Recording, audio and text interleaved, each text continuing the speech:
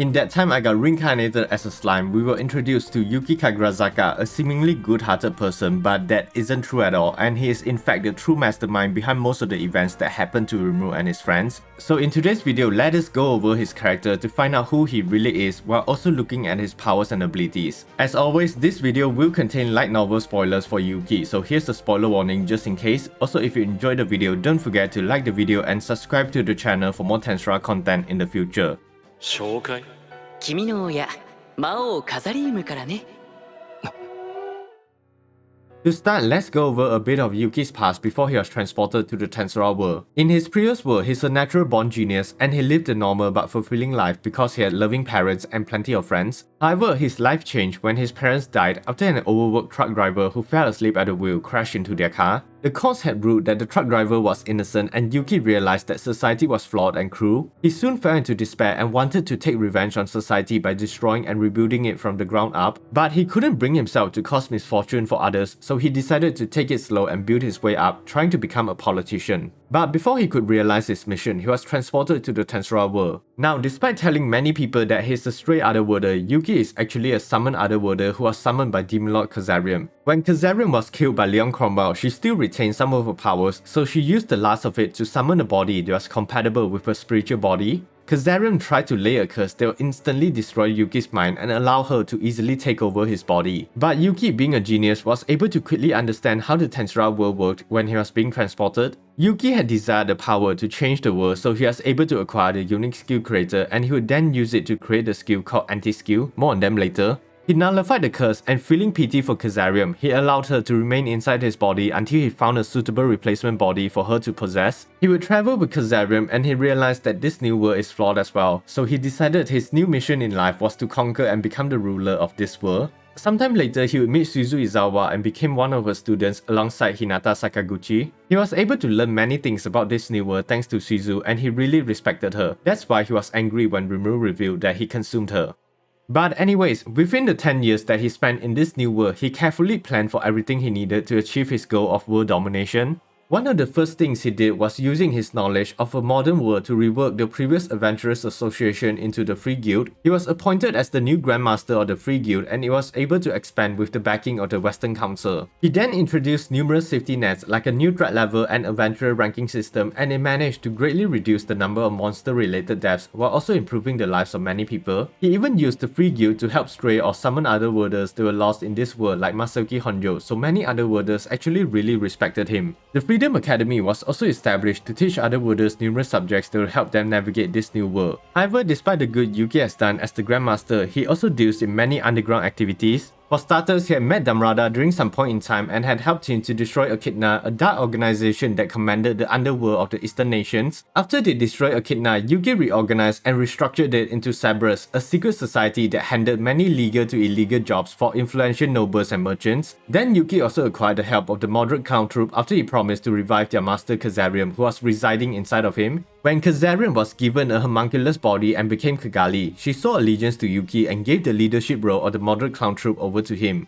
The Moderate Clown Troupe mostly does whatever Yuki orders them to do, like spying or infiltration work, and most of the events that we see happen in the anime were caused by them. The appearance of the Orc Disaster, the revival of Charybdis, the Falmouth attack on Tempest, and Hinata attacking Rimuru were all set up by the Moderate Clown Troupe on Yuki's orders. But that wasn't all. Yuki also met with Granbell and Marabel Rosso, the true leaders of the Western nations, and he conspired with them to manipulate and destabilize society from behind the scenes. Yuki handled most of the clandestine work for the Rosso family through Cerberus and the Moderate Clown Troupe, like slave trafficking and illegal otherworlder summoning rituals. He actually made Marabel think that he was under her control in order to get closer to her so that he could steal her unique skill grid, and has been secretly manipulating her decisions ever since. Not gonna lie, the fact that he managed to accumulate so much power and influence within 10 years is definitely impressive, but too bad his mistake was trying to make Rimuru his enemy. His true intentions were discovered by Rimuru during the Founders Festival after he tested him, and before he was exposed, Yuki had influenced Marabel to eliminate Rimuru as soon as possible. So they decided to attack Rimuru when he was exploring the dungeon underneath Clayman's castle. But Rimuru anticipated their ambush, and when they attacked, Yuki had fought against Shion while Marabel was fighting Rimuru. Yuki was able to quickly defeat Shion thanks to his special attribute Anti-Skill, which blocked all her regeneration abilities. After defeating Shion, Yuki proceeded to fight Rimuru, and his Anti-Skill negated most of Rimuru's offensive and and defensive abilities. He was even able to withstand Rimuru's physical attacks and keep up with his swordsmanship skills. However, he was eventually defeated by Rimuru's Stormbreaker attack, a spirit-based attack similar to Melt Slash. He proceeded to lie about being controlled by Marabel and asked Rimuru to leave Marabel to him. But of course, this was Yuki's plan all along to isolate and kill Marabel so that he can finally steal her unique skill Greed. He was only able to take the skill because he possesses desires that surpassed even her own. Now that Marabel was dead, Yuki was focused on destroying Rimuru, so he worked with Grandmaster to unleash the true hero Konoha that was kept inside of the Holy Ark. Grandmaster would attack the Holy Empire Lubarius with his forces to serve as a distraction while Yuki snuck into the inner sanctum to steal the Holy Ark. Yuki easily broke the seal on the Holy Ark with his anti-skill, but apparently Grandmaster has tricked Yuki into unleashing an evil that no one could control. Konoha went on a rampage and Yuki was able to barely escape thanks to the Moderate Clown Troupe, but before they could escape, they were stopped by Gi Crimson. Knowing they couldn't escape, Yuki decided to fight Gi with all his might, even going so far as to use his unique skill Creator and Greed to force an evolution to occur, instantly evolving from a normal human to a saint. He was now a fully spiritual life form and he could even rival Leon Chroma or Luminous Valentine in terms of magical level, making him at least a disaster class strat level. Now, I personally think that this is total bullshit, but at least he got his ass beaten by Gi and got his huge ego broken despite getting a power boost. Yuki was honestly really lucky that Gi decided to let him go only because he promised to help destroy the Eastern Empire from within. So after Yuki's defeat, he realized how weak he was and his unique skill Greed reached out to him offering to give him more power. But he desired more power and he didn't want to take orders from others, so he forced the skill to submit to him. He fulfilled the conditions for the skill to evolve and it was able to evolve into the ultimate skill Greedy King Mammon.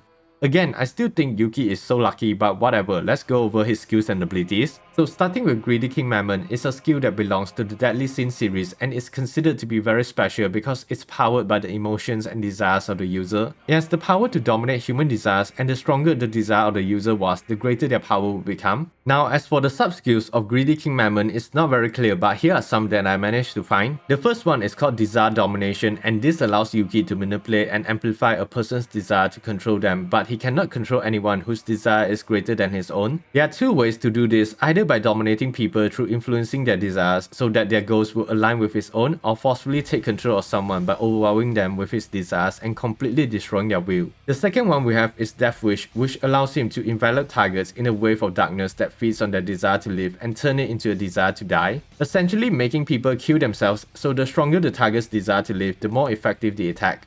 Next is an attacking sub-skill called Greed Flare, and it converts his own spiritual energy into a destructive physical force that will consume the target. There's also Steal skill, which allows Yuki to rob a skill from a target, but he can only take one skill at a time. However, not every skill can be stolen. If a skill is given or borrowed, it will be easier to steal because it's unstable, but if it's a skill born from the target's soul, it will be harder or even impossible to steal. Life Snatching Palm is another one of the sub-skill, and he can use it to take the magical or physical energy of targets and use it for himself. Finally, Death Snatching Palm is the last one, and it works exactly like Life Snatching Palm, but instead of magical or physical energy, it harnesses the energy of a dead enemy. Now, if you know any other sub-skills that I missed for Greedy King Mammon, feel free to let me know in the comments down below. Moving on, we have the Unique Skill Creator, the first unique skill he obtained when he crossed over to the Tensura world, and it basically allows him to create any new abilities that he wants. There are a total of 2 sub-skills belonging to Creator, and the first one is called Skill Creation. This ability allows him to freely manipulate his own internal energy to create any skills or abilities he needs. He actually used this sub-skill to create his biggest cheat ability, Anti-Skill, which changes his spiritual attribute so that he can nullify all magic and special abilities like unique and even ultimate skills. He can also freely switch the effect on and off by his own, unlike with Hinata's anti-magical body.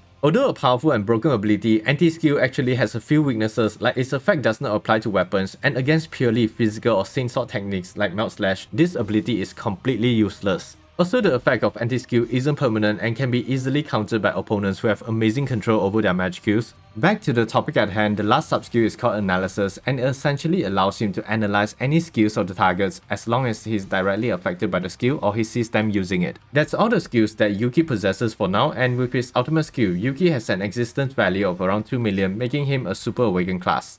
Now, during his time in the Eastern Empire, he stopped all the underground activities of Cerberus in the Western nations and moved everything to the Eastern nations, but he still left spies around the Western nations to monitor Rimuru's movements. He also decided to join the Eastern Empire military, and he soon became the commander of the Mixed Corps in less than a year. Yuki had actually planned to overthrow the Empire a long time ago and had the Mixed Corps filled with other warders that were loyal to him. He even has sleeper agents infiltrate the other corps and the Imperial Near Guards, so when the time comes, he can easily take control of the military. Honestly, it's a really really impressive plan, but Damrada, who was being controlled by Lieutenant Kondo, was forced to betray Yukki and all his plans were exposed. Cerberus was destroyed and even the Moderate Clown Troupe fell under the control of Kondo except for Laplace, who was on a mission at the time. Yukki managed to save Damrada from the control of Kondo with his ultimate skill, but Emperor Rudra had arrived, and even with his anti-skill, he couldn't resist the mind control powers of Justice King Michael. During the Eastern Empire invasion, Yukki was mostly absent, but after Rimuru defeated the Eastern Empire, he joined Phantom King Feltway and Michael because he was still under their control. He was later sent to El Dorado, the domain of Leon Cromwell with Feltway, to take control of Leon, who possessed an angelic system skill.